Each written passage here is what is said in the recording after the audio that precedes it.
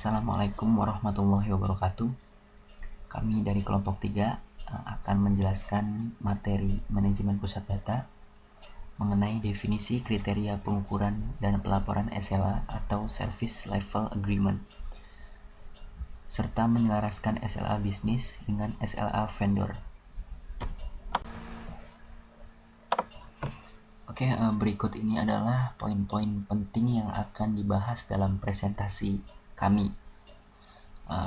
Yang pertama adalah pengertian SLA, yang kedua tipe-tipe SLA, yang ketiga mengapa SLA dibutuhkan, yang keempat bagian-bagian penting dalam SLA yang meliputi deskripsi pelayanan, standarisasi pelayanan, kemudian durasi, kriteria evaluasi, peran dan tanggung jawab. Kemudian yang kelima adalah tujuan dari SLA secara umum. Yang keenam, SLA sebagai layanan untuk aplikasi bisnis. Yang ketujuh, elemen-elemen Service Level Agreement. Yang kedelapan, rincian teknis. Kemudian proses menyelaraskan dan negosiasi SLA. Yang terakhir adalah cara menghitung SLA. Pengertian SLA. Apa itu SLA? SLA atau Service Level Agreement yang merupakan kesepakatan antara penyedia jasa dan pengguna jasa mengenai tingkat mutu layanan. SLA lebih merupakan suatu kesepakatan, bukan suatu kontrak.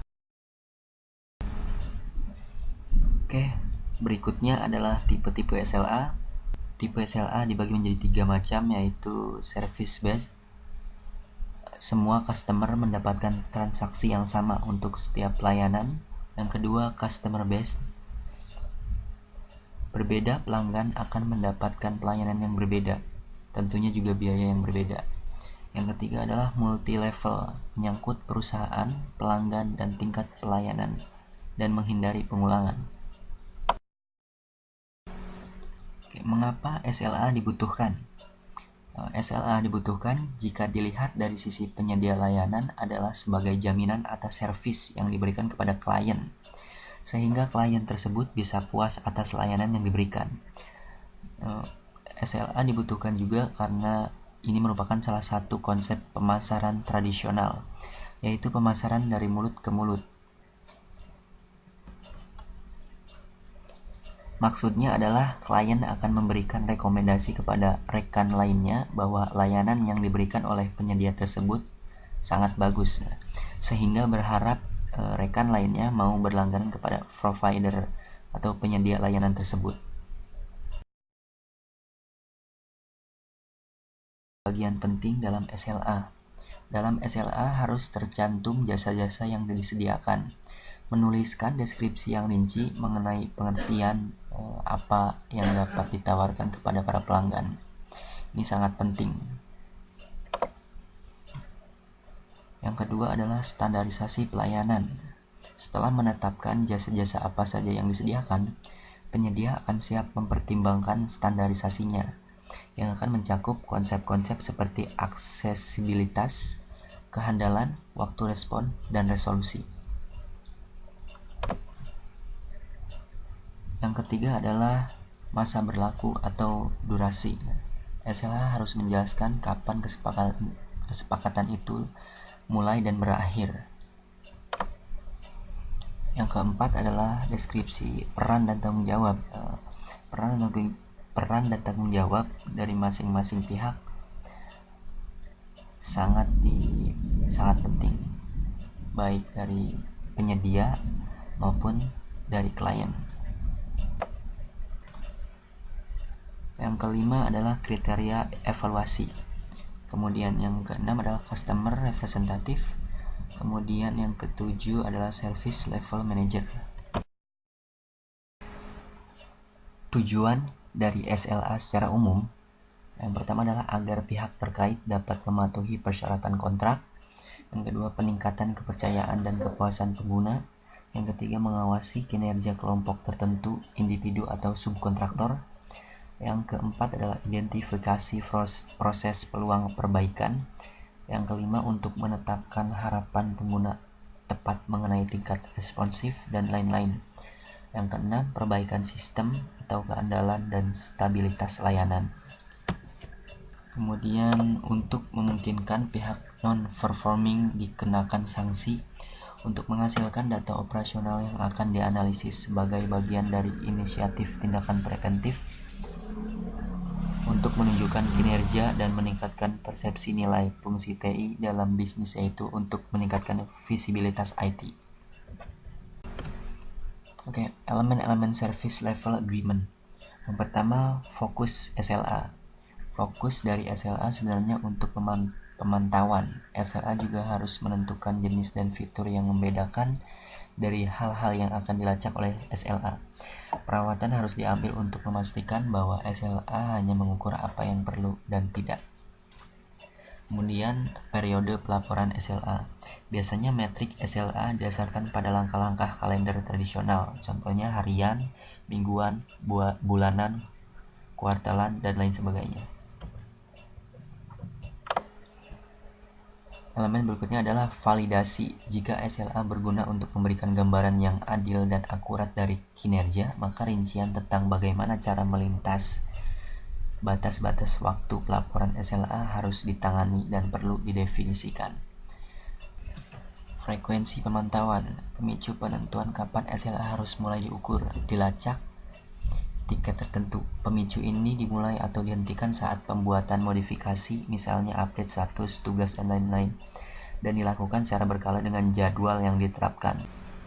Oke, selanjutnya adalah tindakan ekskalasi. Tindakan ini dimaksudkan untuk membuat orang sadar akan kasus yang mendasari untuk mempromosikan resolusi cepat dari masalah di tangan. Kemudian eskalasi threshold. Eskalasi threshold mendefinisikan bila tindakan atau urutan tindakan yang akan dimulai dalam kaitannya dengan kasus tertentu yang sedang dilacak terhadap SLA. Kemudian mulai fungsi stop the clock. Banyak manajer pelayanan yang benar-benar yakin bahwa kadang-kadang akan ada situasi di mana tim pelayanan tidak dapat memenuhi fungsi mereka karena keadaan di luar kendali. Kemudian, dalam kasus seperti ini mungkin saat tepat untuk menangguhkan SLA terkait untuk mencegah organisasi yang mengalami dampak negatif. Kemudian melanjutkan SLA setelah restart. Setelah berhenti, akan ada ketepatan bahwa salah satu akan merestart lagi di beberapa titik. Oke, selanjutnya adalah berdiri bersih ketika kegagalan datang. Sistem pendukung yang secara otomatis menyesuaikan tujuan SLA dalam menanggapi perubahan dalam prioritas, dampak lingkungan, dan lain sebagainya ini sangat penting dan harus dimiliki oleh penyedia IT. Rincian teknis. Penggunaan umum dalam manajemen layanan TI adalah sebagai call center. Pengukuran dalam kasus-kasus ini diidentifikasi sebagai berikut. Yang pertama adalah ABA atau Abandonment Average, sebuah persentase panggilan masuk di mana panggilan lain ditahan dan menjawab panggilan masuk yang lainnya.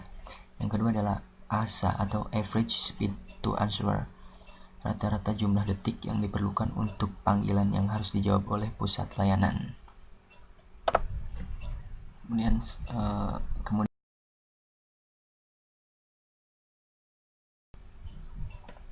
Kemudian TSF, Time Service Factor, sebuah persentase panggilan dijawab dalam batas waktu tertentu.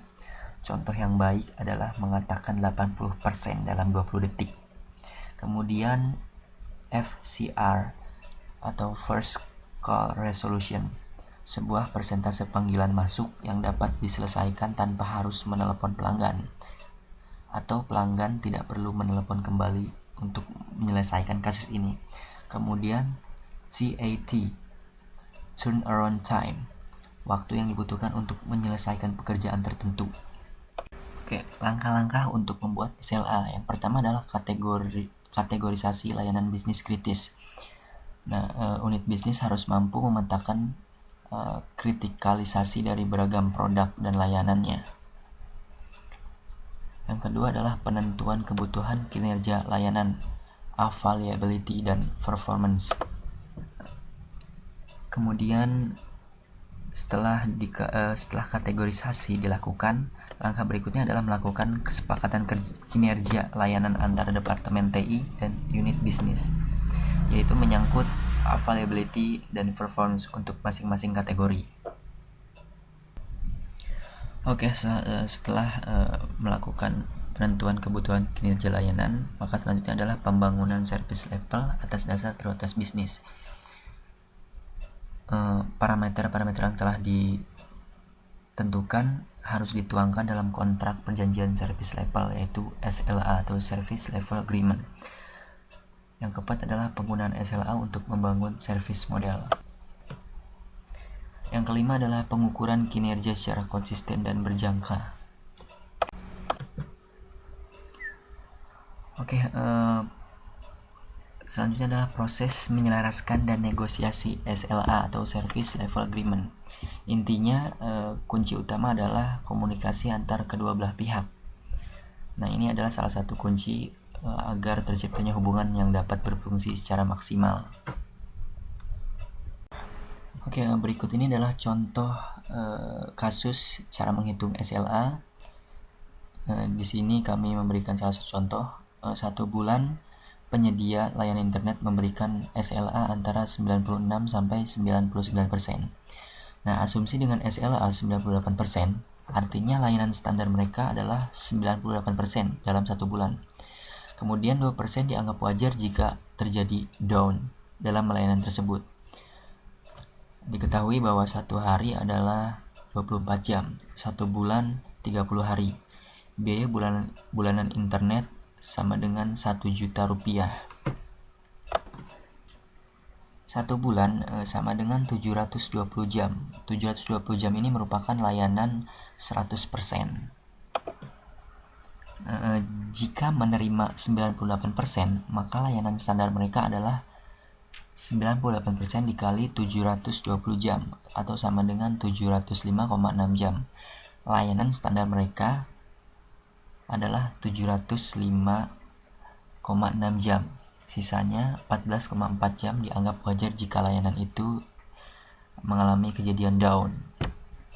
Berbicara mengenai perhitungan, maka ada istilah yang namanya restitusi. Restitusi adalah pengambilan dalam bentuk pembayaran uang ataupun lainnya tergantung kontrak dari pihak penyedia layanan kepada pelanggan. Nah, ini biasanya terjadi dikarenakan adanya ketidaksesuaian persentase yang seharusnya. Contoh, biaya bulanan internet sama dengan 1 juta rupiah. Nah, SLA layanan sebagai contoh sama dengan 76,6%. Artinya pihak provider memberikan layanan internet sebesar 76,6%. Ada selisih 21,3% yang tidak bisa dipenuhi oleh pihak provider. Nah, 21,3% itu adalah hak pelanggan untuk mendapat penggantian. Penggantian ini biasanya dalam bentuk pengurangan pembayaran. Misalkan membayar 1 bulan 1 juta rupiah untuk layanan 98%. 1% sekitar 10.000 sekian. Maka untuk layanan hanya 76,6% adalah 782.000 sekian rupiah. Artinya dalam 1 bulan pelanggan hanya mempunyai kewajiban membayar sekitar 782,654 rupiah. Oke, manfaat SLA yang dibuat bersama-sama oleh penyedia dan pelanggan sangat menguntungkan bagi kedua belah pihak. Kemudian manfaat lainnya adalah membuat SLA bersama para pelanggan akan memberi suatu pengertian yang lebih baik mengenai bisnis pelanggan juga. Dampak layanan TI terhadap pelanggan dan kemampuan mereka menjalankan berbagai proses bisnis, sehingga akhirnya membentuk hubungan yang lebih baik dengan pelanggan. Sekian dan terima kasih penjelasan mengenai SLA. Apabila dalam proses penyampaian kami ada beberapa kata yang kurang berkenan, mohon dimaafkan, dan sekali lagi saya ucapkan terima kasih.